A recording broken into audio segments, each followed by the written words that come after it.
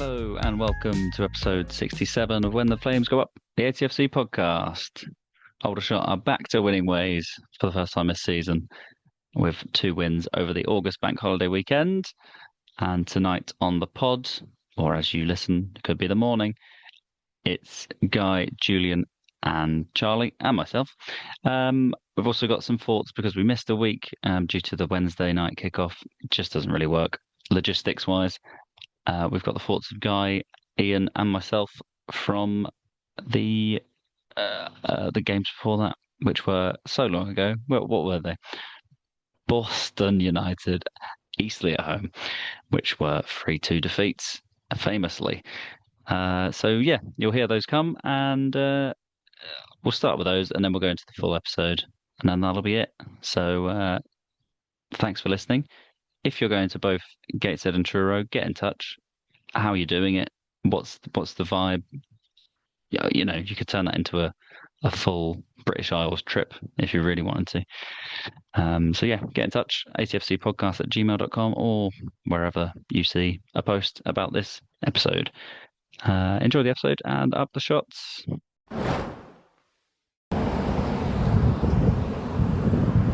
Hello, this is just some thoughts on the way to the ground tonight on a Wednesday night. Seems a bit weird. Apologies for any road and wind noise, but you're just going to have to take it. I'm doing the walk to the ground, famous walk to the ground that I do, and yeah, just thought I'd remark on the weekend's highlights. Now I've just seen them before I came out, and my thoughts on it, I guess, because wow, that's windy. We were unbelievable with 10 men. What a performance! I know there's plenty of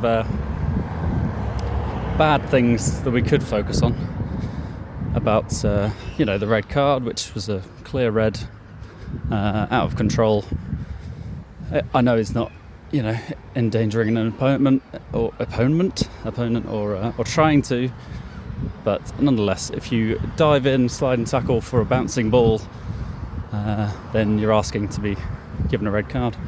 So that's that. But shots were very good with 10 men, and I always think about how hard it is on Football Manager when a team that you're playing against goes down to 10, and you're like, brilliant, well, we'll win this game, and it just sometimes it never happens like that. Yeah, that's down to 10 men, but yeah, I thought the performance in the second half was basically as good as you can get with 10 men, and we're very unlucky not to score more than the 2 that we did. Yeah, what else was there? A couple of incidents. I think the handball shout for the penalty, I'd be given that. That should be a penalty. And the goal at the end, I mean, it's tough watching it back on the replay. I feel it's close. I mean, I feel like the defender definitely just it kind of falls forward, makes it look 10 times worse. It might be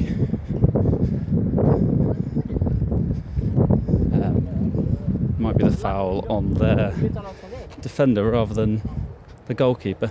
That's the problem, really. But that, all in all, I was very proud of that 10 that finished. Well, the 10 men, and then the subs that came on for their performance, and I willfully clapped them off. I thought they were brilliant.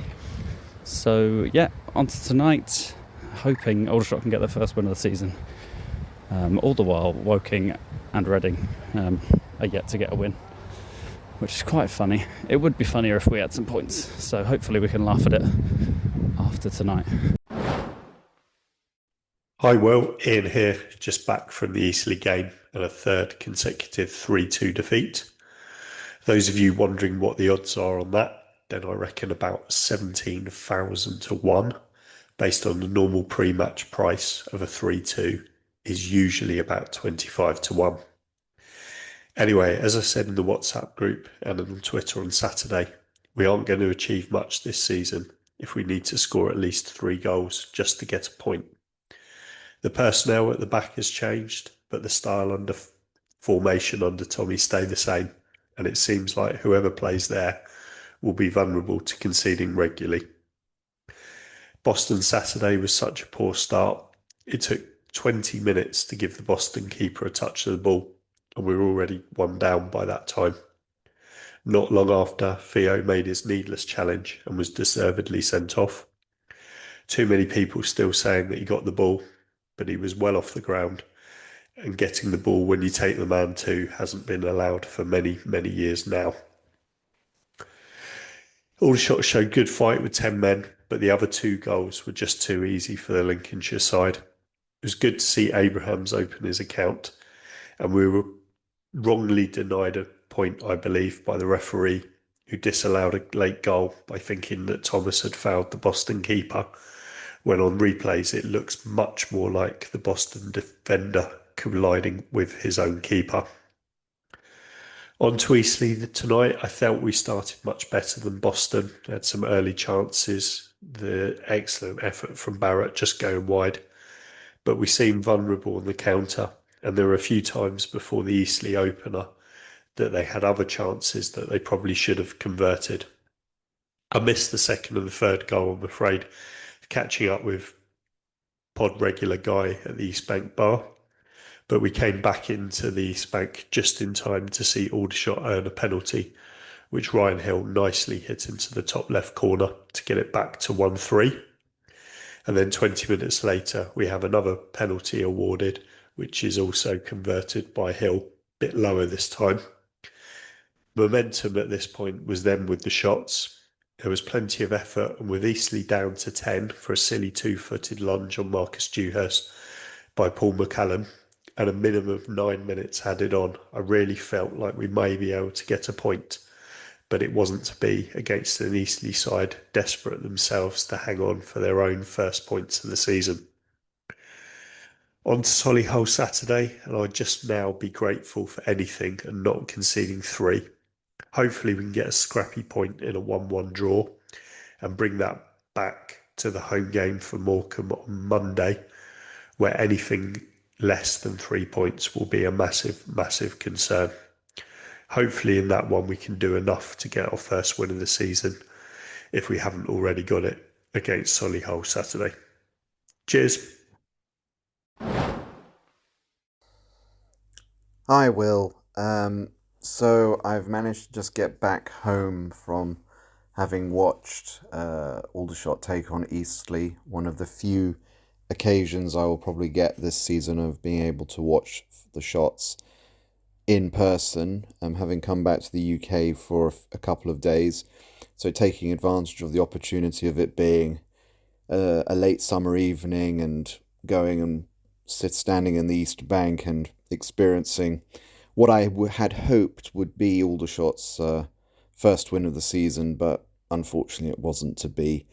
My impression of the game was that we started quite brightly. It was encouraging. There was quite a bit of pressing forward from the squad, but nothing really coming through. A few half chances, a bit of unfortunate not to get the turn of the ball into the net, sort of appeals for handball at times, which just didn't go our way. It was encouraging that we didn't go 1 down after 10 minutes, and it took us half an hour for us to go 1 down. Was it against the run of play? Not exactly, but we were not making the possession tell for us in the first half. But it was disappointing to go in at half time 1 down, and we had hoped that they would turn things around in the second half. Unfortunately, I was still finishing my drink up at the East Bank bar with fellow podcaster Ian when we heard both the Eastleigh's second and third goals go in. I can't give you a impression as to whether this was against the run of play or whether it was a lapse of concentration at the back, which is how I also saw the goals that Aldershot conceded against Brighton last week. So I can't say much about that, but unfortunately, however it was However it took place, what it did mean was that we were 3-0 down with a mountain to climb. Given Saturday's performance against Boston, where we were chasing 2 goals on two separate occasions, and still managing to come back with a goal. This was a lot harder for us to make up a 3-goal deficit. And so in that sense, being able to press forward and push and win 2 penalties, which were both dispatched quite coolly by Ryan Hill to bring it back to 3-2, was an achievement, I guess, in itself. And with 9 minutes to play at the end of the 90, we were able to keep pressing forward, and it was encouraging that we kept the ball away from Italy, thereby preventing them from being able to manage the game out. But it really never felt, at least from my end, that we were going to get the equaliser. Positives to try and take out of this game, I guess, is that once again the players put in the effort, but there was ability lacking at the end of it. We really didn't, it was troubling that we didn't really challenge or seem a notable threat from open play, even with the switch up at the top, switching Mullins and Hadi Gandor for Abrahams. Really didn't make much of a difference, unfortunately. You kind of hope that it's going to click and that something's going to happen. As for the defence, as I've mentioned, having not seen the 2 goals that came immediately after the second half, I can't tell you how much of this was down to a lapse of concentration or representative of Eastleigh pushing forward. But what it does show is that we are still weak, we are still shipping goals, we are still leaking, and we really need to cut that out if we're to be able to, because it's very difficult for us to, get to score goals, and so not having a defence that can at least keep the balance down is going to make it that much harder for us. I guess another encouraging point to make is that it is still August, and so we do have time to turn things round. Hopefully, September will be better than August. We also do have 2 upcoming games where we can turn things around against Solihull at the weekend, as well as Morecambe on Monday. So the Shots are sitting in 11th position after 5 games in the National League. 3 defeats on the trot to start the season by a single goal. That's maybe the positive way to put it. 3-2 defeats all round, and then 2 4-goal victories over the August bank holiday weekend to springboard and start the season. I think if the script writers of Tommy Widrington's 3rd season with Aldershot, I think they've been doing a tremendous job so far, but they are excelling themselves right now, because you couldn't really write anything quite like the last couple of weeks, where the doom and gloom after 3 games was then completely parked by two very competent performances, where it showed all of Tommy Widrington's attacking tactical prowess. And we're going to catch up on all things that have happened in the last couple of weeks, because we didn't do an episode last week. So I guess we're going to let's maybe start with some general thoughts after 5 games, after those 2 defeats before that, before the weekend. I'll come to you first, Guy. How are you feeling after 5 games? I'm feeling a lot more confident and happier than I was after 3 games. Let's put it that way. Let's before we get into sort of the substance of the goals themselves, and and I'm sure people are going to be talking about what great form we're in. Let's just remind ourselves that there is a little bit of pessimism here, because we had 3-2 defeats, and on when we were playing Solihull, yes, we were 2-1 up, but I mean, even on the group chat, we were talking about we're not going to be safe until we've got at least 3 goals, right? Because then that way we guarantee at least 1 point. And at the beginning of that Solihull game, there was a very good chance from Solihull in the first 10 minutes or so, I think it was, which sort of did ask questions of the defence. When they played it down, I think it was the right hand side, and then cut into the box, and there weren't very many defenders around there. And then also at the beginning of the second half, although we were already a couple of goals up, we gave away a goal from the kickoff, which was a bit shocking and brought things back from 2-0 to 2-1. And then it was a little bit nervy until we got to 3-1 and then started to run away with it. So I think it's important that we don't lose sight of the fact that although we had some stellar results here, including our first clean sheet in a good while, that there is still some work to be done at the back. Having said that, I'm a lot more comfortable with this back at three, these three at the back of Meerholtz, Nightingale, and Claridge. They've been doing really well. I mean, Meerholtz as well has scored, in the Solihull game. So they're actually presenting some attacking opportunities there as well. As for the actual goals themselves, I think what's really interesting is that we've got it now seems to be starting to click a little bit. We've decided to start with Abrahams and Thomas, and I think actually that's probably the best way to start it, and then to bring Hadi Gandor in during the second half. Ryan Hill's doing a great job of support and also getting on the end of goals. And Barrett seems to have taken up the position that Henry had last year of being the supporting forward. And he's been incredible. I mean, he got a goal against Morecambe. It was a great goal, but he's also demonstrated his ability to set up the other players for them. And I think, maybe he's not getting as many goals as he did last year, but he's certainly in the mix there. And I think finally, the last thing to say is that, it's really encouraging that we have put out the same side for both of these games, the 3-4-3, and it does show that maybe we are starting to find a clear starting 11, despite the the injuries that we have, albeit some of them more short term than the others. So it is encouraging, but I think also let's not take away from the fact that there is still a little bit of work to be done at the back. But I'm always going to say that. Oh, I think that's ideal. Ideal to temper it a little bit. Yeah, recency bias is always going to lead us down the alleyway of, oh well, if we go 5 on the bounce, we'll be in the playoffs before too long.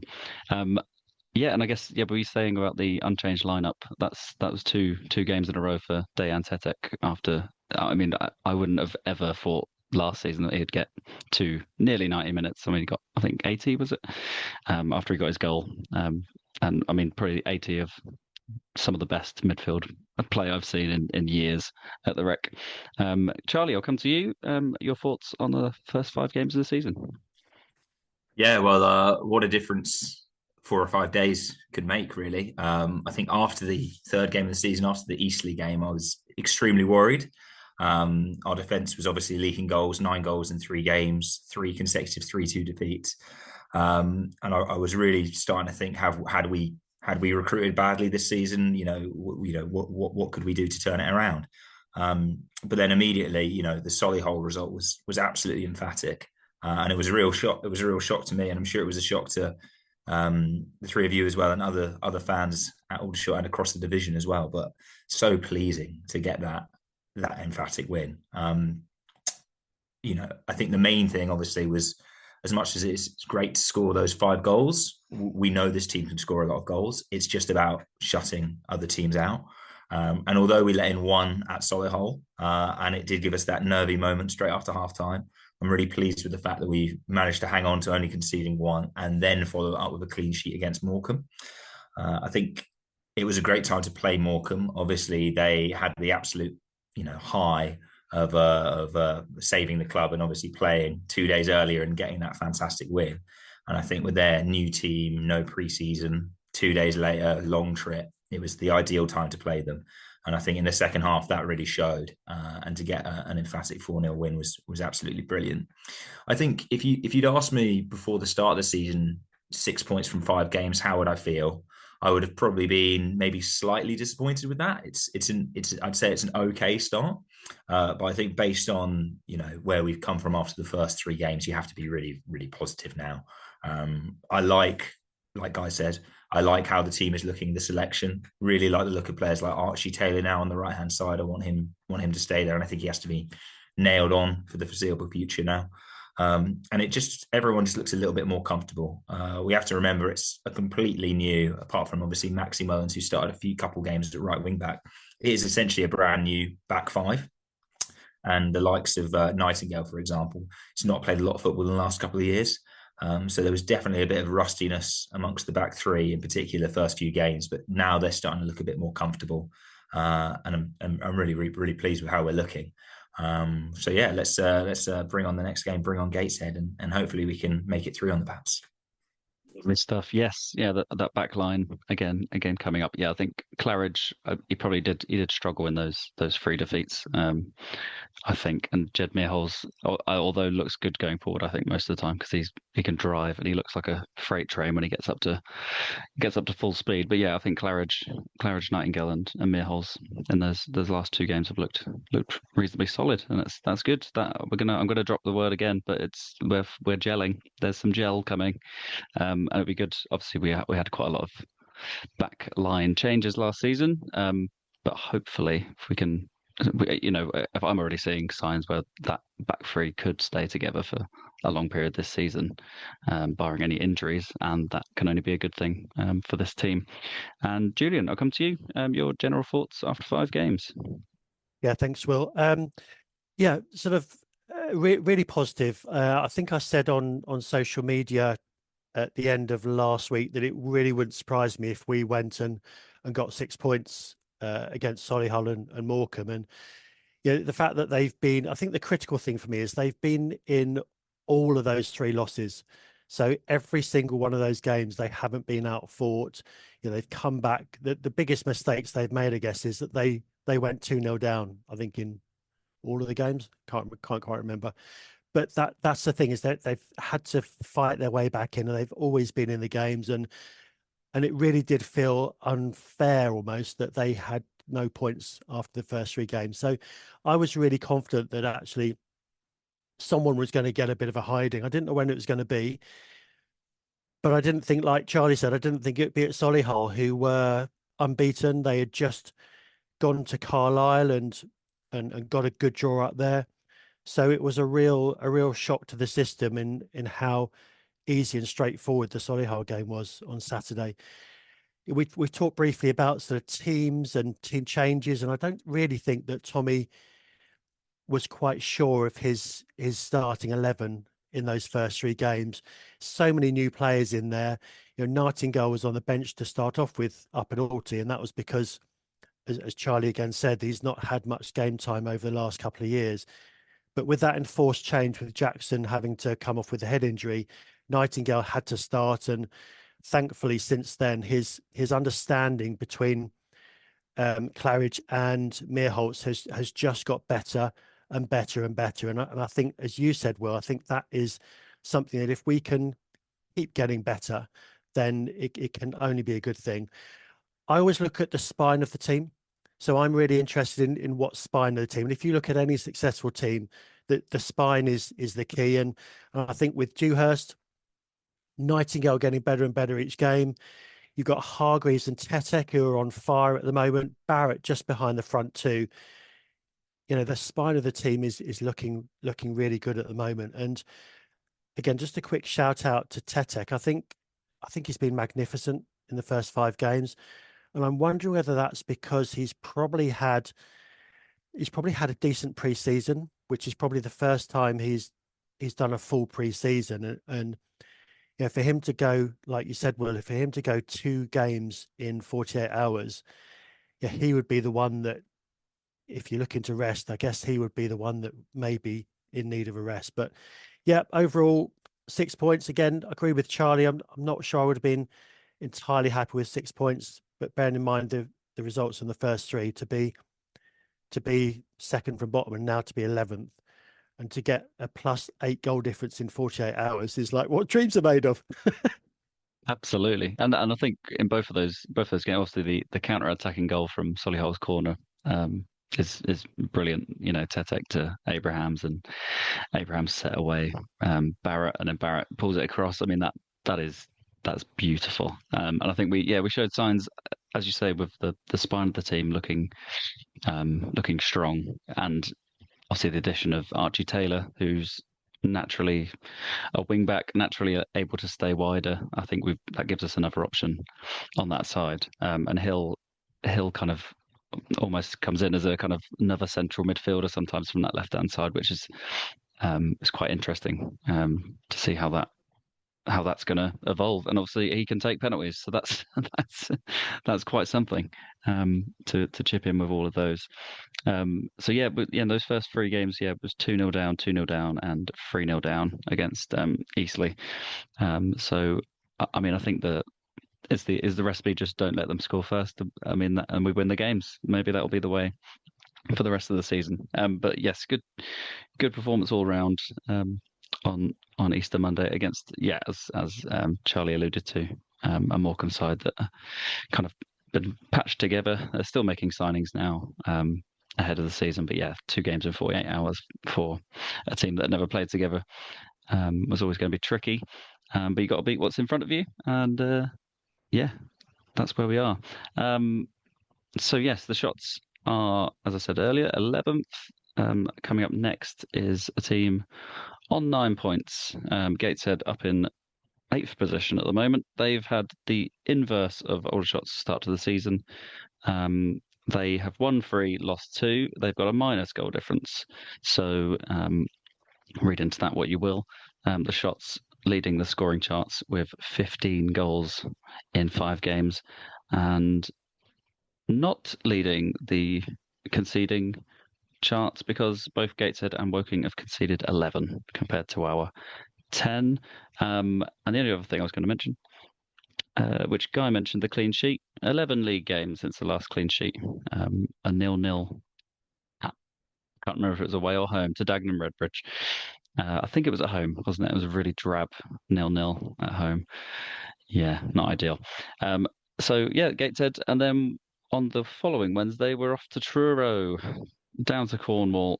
Truro scored their first goal at the weekend, but they have lost all 5 so far. Yeah, I'm going to come to you first, Guy. How are you feeling about 2 long trips for this team to go away? Yeah, they're going to be very long. I mean, it's Gateshead, the north, followed by all the team furthest away from anywhere else. I mean, it is going to be a bit. Look, it's going to be tough, but let's be honest. If we get them out of the way, then it is what it is, right? You're going to have to play them. I think thinking about the Gateshead game. I mean, you were talking a little bit about their situation, and maybe the form has shifted a little bit. What I think was also interesting to note about Gateshead as well is that they've been playing a number of different formations. Over their first 5 games this season, so they don't seem to have quite settled on which kind of formation best works for them and the players. But that said, I think the player we're going to probably have to keep an eye out on is up top, Kane Adom. Apparently, he's scored 3 goals so far in only 330 minutes, which is a lot less. That makes him one of the most efficient strikers in the league. And a couple of other players to look out for as well include Frank Nuble and Will Flint, as well as Henry Chapman, who's been putting in a lot of the assists as well. So I think it's going to, if both Solihull and Morecambe didn't really test our defence, I think Gateshead is probably going to do that a little bit more. As for Truro, I mean, as you pointed out, they've only scored the 1 goal. And yes, they've been sort of chopping and changing their formations a little bit, trying to work out what suits them. I mean, if anything, yeah, it is a long trip, but it's probably just as it was a good time for us to play Morecambe, given everything that's happened to them. It's probably a good time for us to play Truro as well. Given maybe it's better to be playing them at this point in the season rather than later on, because in a sense we're coming in with very good form behind us, and I can really only see. I mean, this is as close to a gimme as it can be. But of course, me having now said that means we'll probably go and slip up, because one of the things that is very common whenever we have a discussion about the stellar performances that Aldershot's putting in last season, they would always follow that brief sparkle of form with some real drudge over the next few games. So I am really, really hoping that this season we can get away from the really patchy form that we had of last year. So fingers crossed. Two very long trips to make to Gateshead and Truro next week, but hopefully we come out with 6 points, or at least 4. Lovely, lovely. Well, I appreciate that you looked at the first 5 games and thought, well, maybe it won't be as choppy this season. But I think we're in for another classic roller coaster ride with Widdrington, and yeah, I mean, long may it continue. I mean, fair play to anyone going to both Gateshead away and Truro away. That is unbelievable, and there should be some sort of kind of like special badge you would get for doing those in a week. Kind of like when there's like half marathons that you can do all around the world, and you get like a collective badge at the end for doing all of those. Maybe that could be the one for later this season. Yeah, I'll come to you, Charlie. How are you feeling about Gateshead and Truro? I was just going to mention that story. One thing was Gateshead were obviously involved in. I mean, let's just call off the search now. It's the best game of the season ever, or maybe ever, in the National League, where they came from 3-0 down at half time away at Yeovil and scored a 98th minute winner with that man Adom getting it to win 4-3. So yeah, amazing. So that's the team we're going to face on Saturday. Yeah, incredible that. I was watching the goals of that game earlier today, and when the fourth goal went in, bear in mind Yeovil were 3-0 up at half time, the amount of green and white shirts that were just pouring out of the stadium when that went in, and their manager's been relieved of his duties today, hasn't he? And I did think, maybe it's been coming. I know Yeovil fans weren't overly fond of Cooper, but I did think, maybe if they'd held on for a 3-2 win and it was nervy at the end, would he have kept his job? It feels like very fine margins with those kind of decisions. But yeah, what a comeback, and you would be pig sick if you were a Yeovil fan in that situation. Onto the shots heading up to Gateshead. Obviously, as Guy was saying, I don't know who does the fixtures, but to go to Gateshead on a Saturday, Truro on a Wednesday does seem a bit crazy. But I agree, better to have these long away games, in August and September than in the middle of December or January. I'm really fascinated to see how Gateshead will be, because obviously, like us, they're capable of scoring a lot of goals, but also capable of conceding quite a lot. They've got 3 wins from 5, so obviously one more than us. But they have taken a couple of quite serious hammerings as well, losing 3-0 to Southend and 4-0 to Rochdale. So I think it's clear that they can be got at. Obviously, a team that always plays really, really good football, but they have had a lot of player turnover. So for me, they're a bit of an unknown quantity. I do expect them to be quite good. And I'd probably, based on the long journey, take a point right now if it was offered to me. But yeah, we've got to be going there looking to win based on our current form to maintain that. And then moving on to Truro, I desperately want them to pick up at least 1 point at the weekend, so they're not facing us come next week on 0 points still. Quite surprised by how they've started the season. I thought they could be quite strong, especially at home. I've read online that apparently the wind in that stadium is ferocious, which obviously affects the level of play. But I think if we're going away to a team that hasn't picked up a single point and has only scored 1 goal, we've got to feel like they're there for the taking as well. So that's one we've got to be going to try and win as well. So I personally won't be making the journey, but big massive respect to anyone that will be. And I'm looking forward to watching that in the comfort of my own home on DAZN. Yeah, lovely stuff. Yeah, that's interesting about the wind. Southend beat them, so I mean that's a seaside town, and maybe they're used to a bit more wind. I'm excited to see when Hartlepool play them, because Hartlepool was constantly windy. That's the windiest ground I've ever been to. So yeah, I wonder if it sweeps across, because at Hartlepool it's from one end to the other, which seems counterintuitive to football. But I suppose it would be any direction it goes. Anyway, I'll come to you, Julian. How are you feeling about Gateshead and Truro away? Yeah, it's a tricky one, Will, because I still feel we've got that capability of beating the best teams and losing to the worst, and I think that could well be a reoccurring theme throughout the season. So I really don't know how these ones are going to play out. The confidence that we were showing in these last 2 games has got to be a benefit for these next 2 games. And a bit like Charlie mentioned, Gateshead have had a high turnover of players this year. particularly Regan Booty's gone on to play in the EFL for Barrow now, and he was, for me, he was always the heartbeat of the team. Everything seemed to revolve around Regan Booty, and with him not being there, he would have been a really difficult one to replace in my eyes. So, yeah. But as you've already mentioned, Gateshead have conceded the most goals in the league. So bearing in mind that we have scored the most, then I don't know, what's it going to be? It's going to be 8-6 or something. I don't know. But it's not going to be, I'm going to put my head on the block. It's not going to be a 0-0, is it? Can't be a 0-0, surely, with these two sides.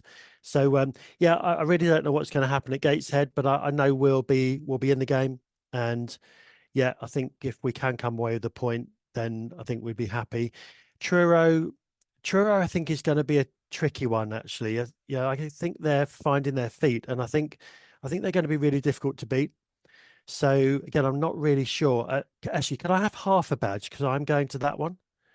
Is that all right? Yeah, we So can make yeah, one. okay, thanks. Yeah, so I'll be at Truro, and really looking forward to that one. But I'm not sure which way these games are going to go. They could go. We could end up with another 6 points, or we could actually end up losing them both. I really don't know what's going to happen. But let's hope that momentum that we've got is going to push us. I know you're smiling at me, Guy. It's going to push us into the playoffs, and we're going to be challenging for the title by the end of September. Well, obviously, Gateshead is the game. We need to leapfrog them to get into the playoffs. So I think it's important we play them at this stage of the season. Yeah, it's very tempting to look at the table after 5 games. I've been looking at it a little bit, and it's you've got York just below us.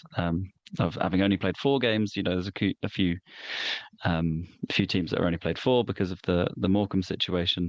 But obviously, looking at Truro, 5 defeats from 5, 1 goal scored. That does make it slightly more, slightly more of a winnable game in your head. But as Guy alluded to when he said that it's basically a gimme, that is not an Aldershot gimme, unfortunately. So yeah, I'm excited to see what team we put out against Truro. I think because I feel like Gateshead will be the same lineup, but I feel like there'll be changes for the Truro. I don't know why. I've got not much more. What's the word? I haven't got a reason for that. I know obviously Theo will be back for the Truro game, I believe. But yeah, I just feel like there'll be a different style at Truro. Gateshead, I mean, I think Kwame Thomas signing and being number 9 now to haunt them again would be great for a little 1-0 win. They probably are going to be sick of the sight of him, I imagine. He was an absolute terror for the Morecambe defenders on Saturday. I mean, if you were hoping for an easy game at Aldershot, and Kwame Thomas is just even him just jumping in front. A lot of strikers do it where they jump in front of a defender to kind of put them off, but Kwame Thomas does it and also then clatters you afterwards, and it's not nice, but it's great to watch when he's on your team. So I'm excited to see what he does at Gateshead, and I'm sure he'll be very useful at Truro. And whether he starts, I'm not sure. So I mean that's we all want the same lineup, but I feel like a lot of last season's podcast, we were like, well, I think probably make a couple of changes here, but I mean now I don't want him to tweak anything. It's it does that keyword of balance is there at present. Any further thoughts on the week ahead for the Shots?